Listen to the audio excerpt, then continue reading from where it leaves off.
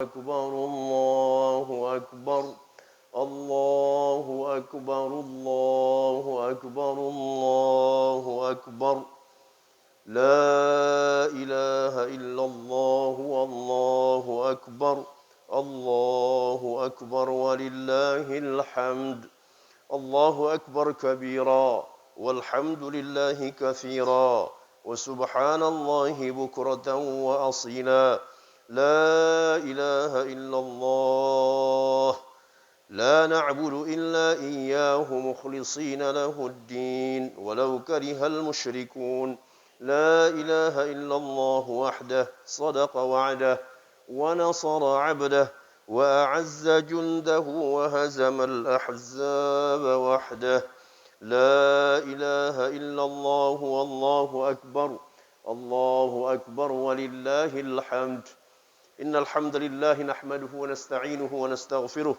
ونعوذ بالله من شرور أنفسنا وسيئات أعمالنا من يهده الله فلا مضل له ومن يضلل فلا هادي له أشهد أن لا إله إلا الله وحده لا شريك له وأشهد أن محمدا عبده ورسوله بلغ الرسالة وأدى الأمانة ونصح الأمة وجاهد في الله حق جهاده حتى تركنا على المحجة البيضاء ليلها كنهارها لا يزيغ عنها إلا هالك اللهم فصل وسلم على هذا النبي الكريم وعلى آله وصحبه ومن دعا بدعوته واتبع سنته إلى يوم الدين أما بعد الله أكبر الله أكبر الله أكبر kaum muslimin jemaah Idul Adha yang insyaallah dalam perlindungan Allah Subhanahu wa taala dalam segala keadaan apapun seharusnya syiar Islam tidak boleh dihentikan.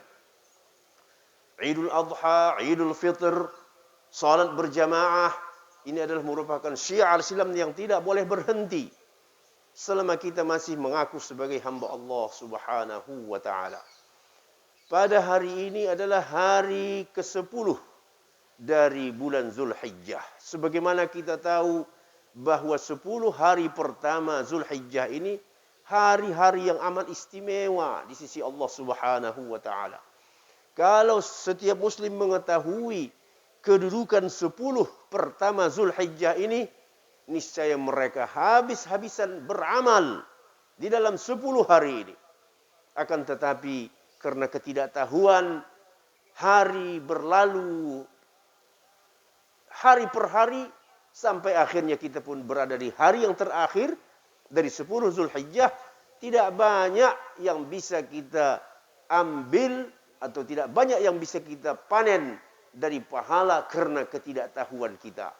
Oleh karenanya setiap muslim harus tahu bahwa setiap masuk bulan Zulhijjah secara khusus mereka harus menyiapkan diri. Sebagaimana kalau bulan Ramadan, sebelum bulan Ramadan di sana sini ada pamflet selamat datang bulan Ramadan. Seharusnya hal serupa ketika mau masuk bulan Zulhijjah. Karena di dalam bulan Zulhijjah ini ada 10 hari. Yaitulah 10 hari pertama di mana kata Rasulullah sallallahu alaihi wasallam, "Ma min ayyamin al-'amalu shalihu fiha ahabbu ila Allah min hadhil ayyam." Tidak ada hari yang lebih baik, lebih disukai oleh Allah Ta'ala untuk beramal saleh melebihi 10 hari ini. Subhanallah. Namun, ini adalah hari yang terakhir. Kemarin, itu adalah Yaumu Arafah. Di mana hari Arafah ini punya keistimewaan sendiri. Apa saja keistimewaan hari Arafah itu?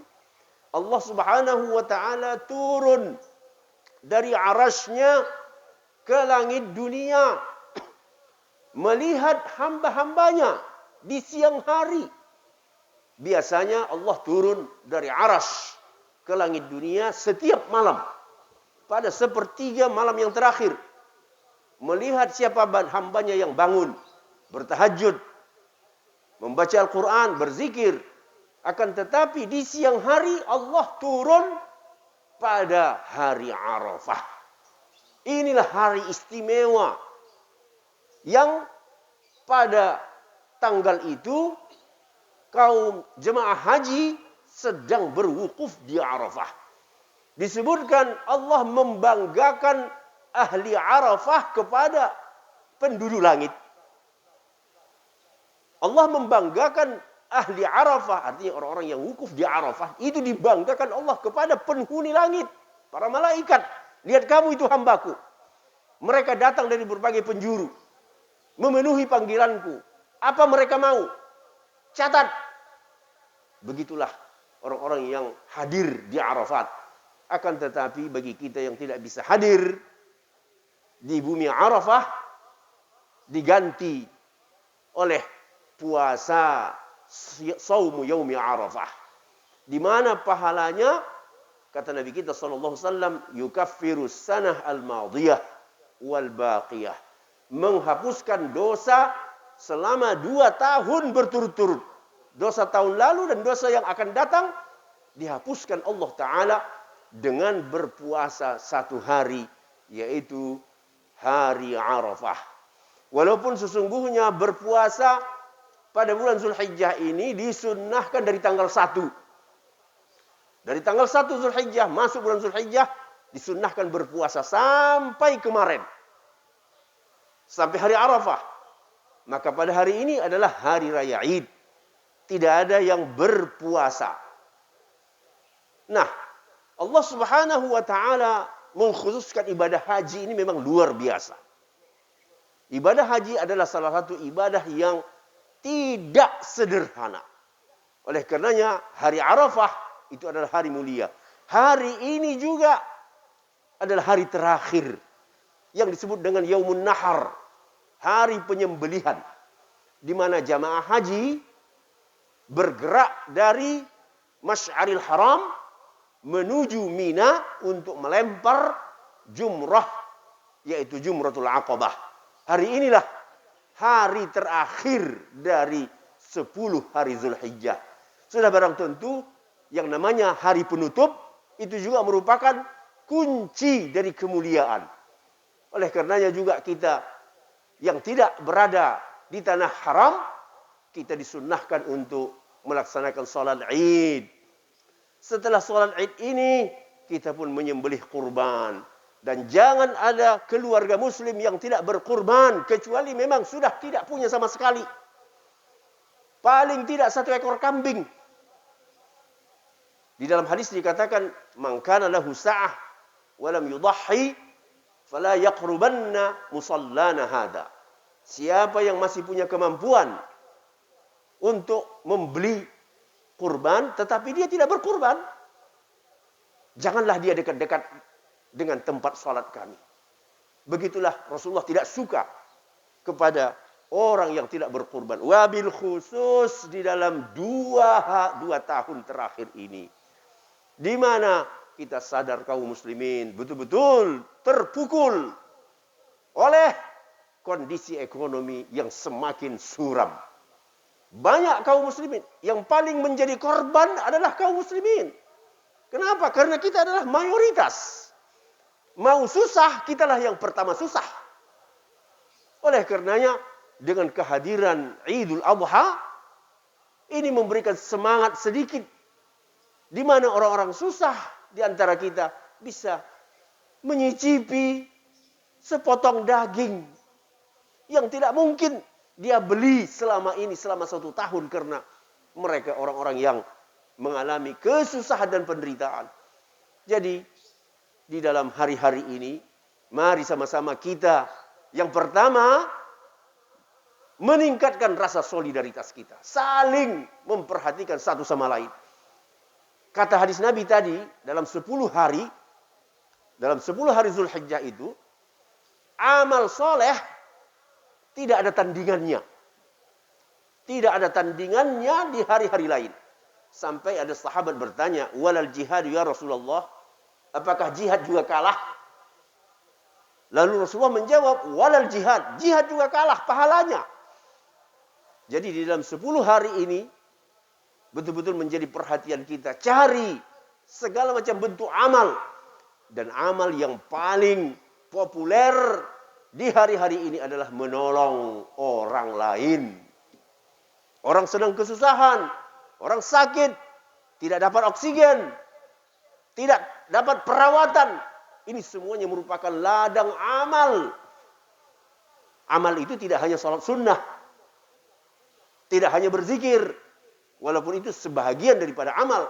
Ada yang namanya amal-amal yang bersifat kemanusiaan, menolong orang.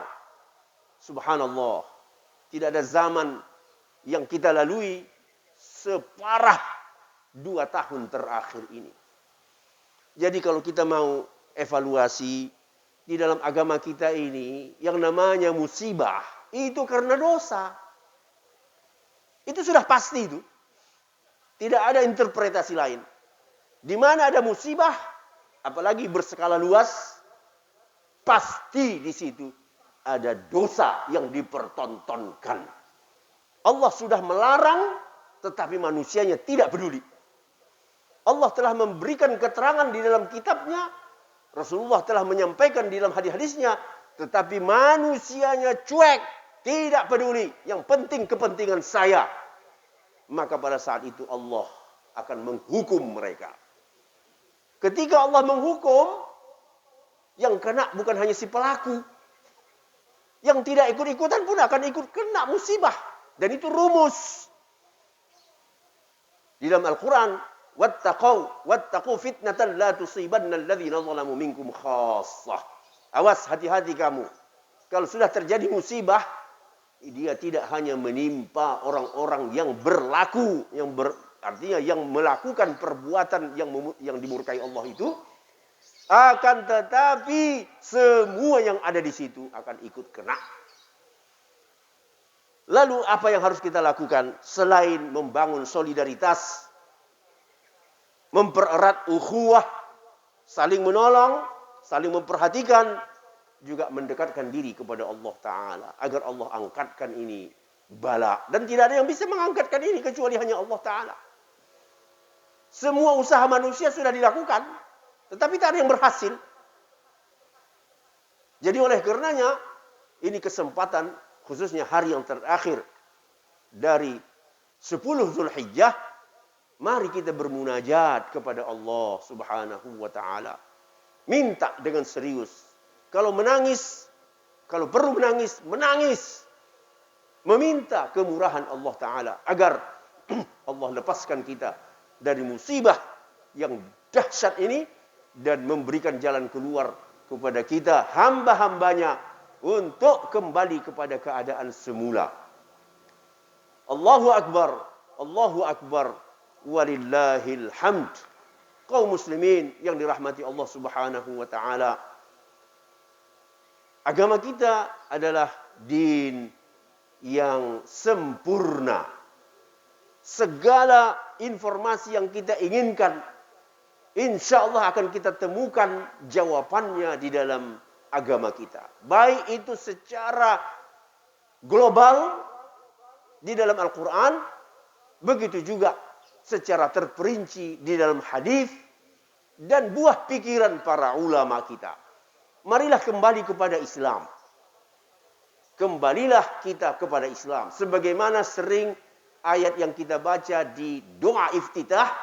Inna salati wa nusuki wa mahyaya wa mamati lillahi rabbil alamin. Sesungguhnya salatku, ibadahku, hidupku, matiku, lillahi rabbil alamin. Kuserahkan untuk Allah Subhanahu wa Ta'ala.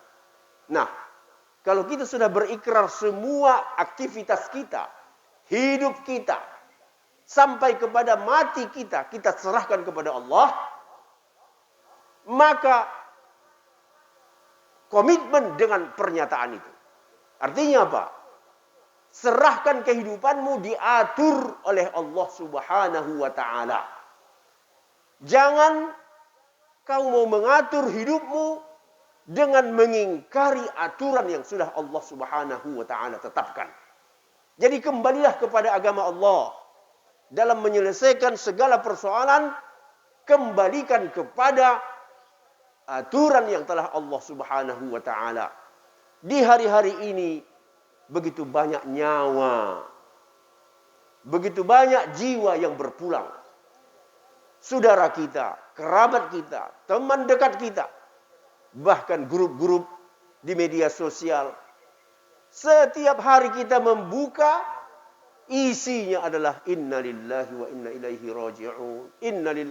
Kalau dulu 6 bulan sekali pun jarang kita membaca kabar inna lillahi. Tapi sekarang tiap hari, bahkan dalam setiap grup, inna lillahi wa inna ilaihi raji'un.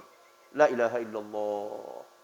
Apakah tidak saatnya kita kembali kepada Allah Ta'ala, menangis di hadapannya, mengakui diri kita yang telah banyak melanggar, yang telah banyak berbuat zalim,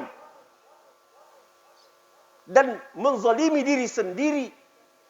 Maka inilah saatnya. Mereka saudara-saudara kita yang dipanggil Allah karena wabah, mudah-mudahan mereka itu mendapatkan pahala syahid. Begitu janji dari Nabi kita sallallahu alaihi wasallam. Memang kita bersedih, tetapi sesungguhnya bagi dia itu adalah rahmat.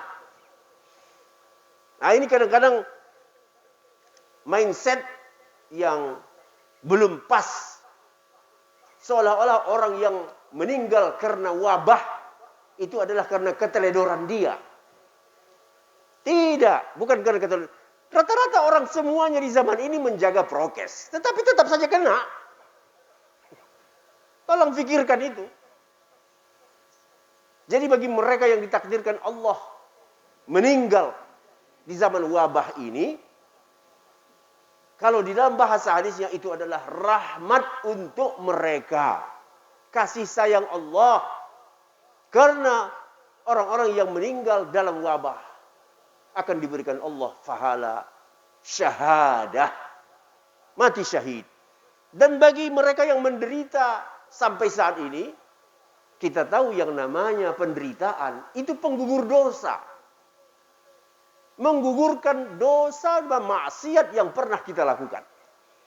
Jadi bagi saudara-saudara kita yang sedang mengalami penderitaan, berikan kabar gembira kepada mereka. Jangan cekoki mereka dengan berita yang menakutkan. Berikan kabar gembira. Bapak, ibu, anak menderita sekarang, ingat Allah Ta'ala. Penggugur dosa. Siapa yang tidak mau dosanya digugurkan oleh Allah Ta'ala? Semua kita mau. Walau pada akhirnya ujungnya adalah meninggal, maka Allah Ta'ala akan menjanjikan untuknya kehidupan. Daripada dia hidup susah seperti sekarang ini, lebih baik dia dipanggil oleh Allah ke sisinya dan diberikan Allah kehidupan yang indah dan bahagia di sisi Allah, penuh dengan rahmat. Bagi yang belum kena, berjaga-jaga. Bagi yang belum pernah mengalami itu, harus berjaga-jaga, berbagian daripada ikhtiar. Tetapi ikhtiar tetap ikhtiar, tawakal adalah modal utama. Tawakal penuh kepada Allah Subhanahu wa Ta'ala. Karena kita tahu setiap mudarat tidak akan terjadi kalau tidak izin Allah. Ini akidah. Qul la yusibana illa ma kataballahu lana. Katakan ya Muhammad, tidak ada yang menimpa kamu kecuali apa yang sudah tertulis di sisi Allah Subhanahu wa Ta'ala. Jadi ikhtiar kewajiban seorang muslim. Namun kepastian bukan pada ikhtiar. Bukan pada ikhtiar. Berapa banyak orang yang sudah divaksin positif. Karena sesungguhnya hakikatnya tawakal kita kepada Allah Subhanahu wa Ta'ala. Ini yang harus dibangun. Usaha tawakal kepada Allah Subhanahu wa Ta'ala.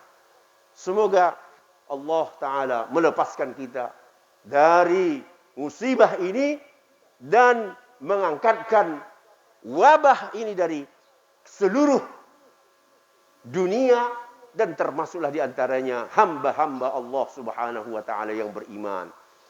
Allahumma rfa'anna al-bala' wal waba' wal ghala' wa su'al fitan ma dhahara minha wa ma batan.